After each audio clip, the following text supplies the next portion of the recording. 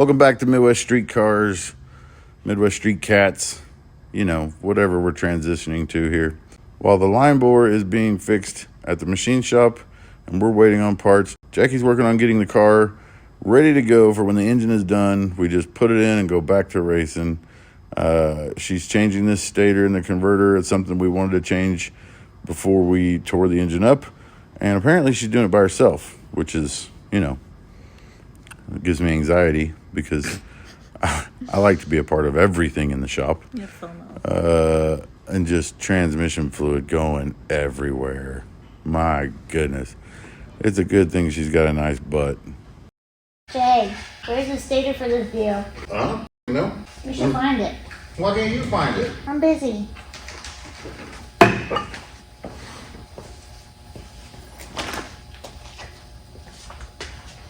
Whoa. Isn't it cute? You know what you're doing? Oh boy. You got a mess. This is Ay. Here's the stator. Thanks. Everything look good? Yeah. Hopefully. Spin good. No marks nowhere. No welds broke. No pins laid over. Nothing. I mean, it's only got 5 fucking licks on it. What? So does your motor. You see what happened to that? Spun this way. Spun this way. Okay. We talked about converter. We talked about stator, and the car wouldn't run because it had too tight of a stator. Blah blah blah blah. This is the stator right here. This is the stator. Fluid goes in here. It hits the back of this. Pumps out here.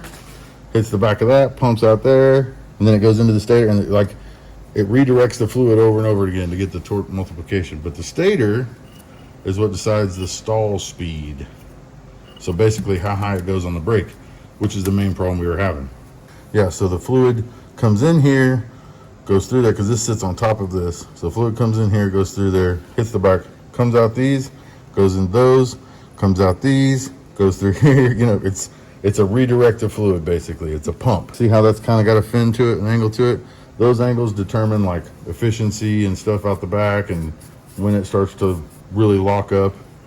But this is what determines the stall speed. 1, 2, 5, 6, 7, 8, 9, 10, 11, 12, 15, 16, 17. How'd you split it? Did you use this to split it? Mm-hmm. Did you damage it all up? Mm-mm. Well, then how'd you split it? The bolts on the back. Oh, look at there. They had these little deals. It had a blind hole. It had threads in this side, so you could put a bolt in there and push the press the top off. I had one there and then one on the other side. Oh, yeah, because see, these dowels is what's holding it down or holding it straight. So that's fancy. But you know what this one is? What? Party time. What do you mean party time? It actually says party time on the stator. Dykem. Okay, so there's your other Torrington. Because the stator determines the stall speed, you can shim the stator away from the pump or closer to the pump, away from the pump, whatever you want to do by putting shims in between it. Or you can put shims behind this.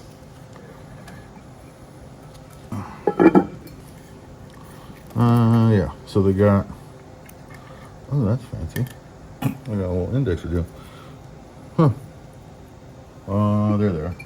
This is just a washer, Torrington washer. So when you put them together, it makes a roller bearing deal.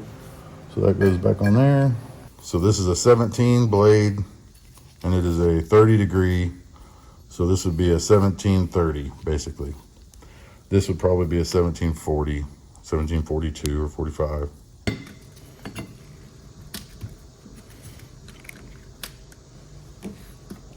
Yep. Yep. You got it. Now. Oh.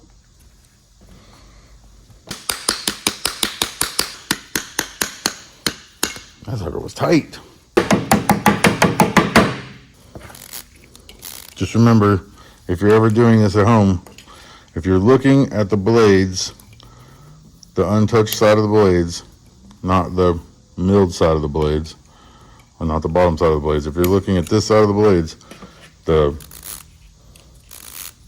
sprag or die, whatever you want to call it, should rotate to the right, clockwise. It won't go back the other way. If you put that in backwards, you're in for a bad day.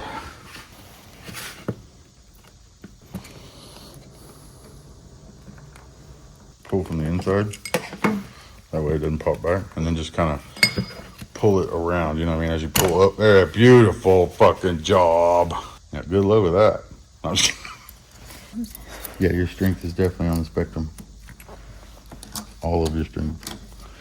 What the fuck ever? Oh, now you're doing all the converters. There you go. That all looks good. Okay. So we're gonna. Oh, I like that. You use the old steel. Whoa. Where'd you get that idea? Never seen that done before. Your brain works better than mine, apparently. I know. There you go. Huh. Look at you. I was coming over to help the little old girl do her.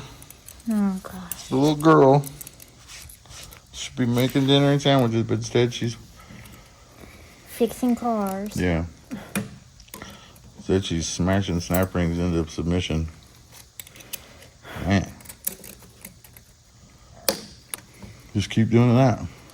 Okay. Holy shit, yeah, keep going. Push down right there. Push down. You know what I mean? You got to keep that in. Yep. Yep. Push Oh, yeah. Oh, yeah, you got this. Look at you go. You know what I mean? Right there, still up. Yep, there you go. Bingo.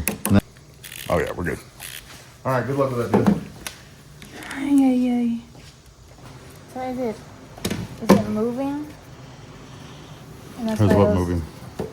Like the converter on the converter bolts and stuff, you know? Because it's worse on those two than this one, though, it seems. Is it? Oh, yeah. A little bit of transfer there, huh? Oh, yeah, good catch. A little bit of transfer there. So either what we'll do is before we put this back in, you can put a straight edge across it with your flashlight behind it. Make sure it's flat. If it's not 100% flat, I can take 10,000ths off of it in the middle. If it is flat, then it's the flex plate that's not 100% flat. This one's fine over here. That's just a little shadow there. That's not. This one was actually moving. Oh yeah, because they have washers here. You had to put washers in between this and the flex plate. So it may be something on the flex plate isn't completely flat, or that washer isn't completely flat, or it may just be that it didn't get as tight. Okay, so now that I'm done bothering Jackie during her stator change and just trying to make sure she knows that she needs me here and she can't do it by herself, even though she's clearly doing it by herself, now she's putting this converter back together, wiping the surfaces all down. It's always good to have what's she doing there? Extreme pressure lube. Exactly one tube. It's always good to, lube your O-rings. You don't want to blow out your O-ring. She's reassembling this. I wonder if she knows that there's dowels. Oh, yep, she knows. Well, damn. Oh, yeah, she's using anti-seize on the bolts. So apparently, she doesn't need me till the laptop shows up, I guess. Oh, she's going to run all those in by hand. Oh, we're going to be here a while, guys. Get some popcorn. Pull up a chair, grab a cat. She's going to run there's the cats right there. They showed up. And, of course, Juno has to get up there and play around in the tranny fluid and then track it all over the shop. Now we're talking. Got the Ooga Doogas going. Just so you guys know, that's the same impact. It only goes to about 15 or 20 Ooga Doogas. And then, oh, wow, look at that. Man, she's even torquing it. Whew. I'm going to have her change my stator next time.